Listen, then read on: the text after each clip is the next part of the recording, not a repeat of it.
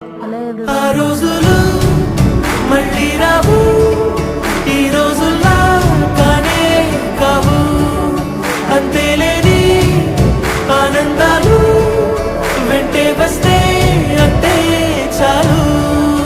ఆ రోజులు మళ్ళీ రావు, ఈ రోజుల్లా కానే కావు.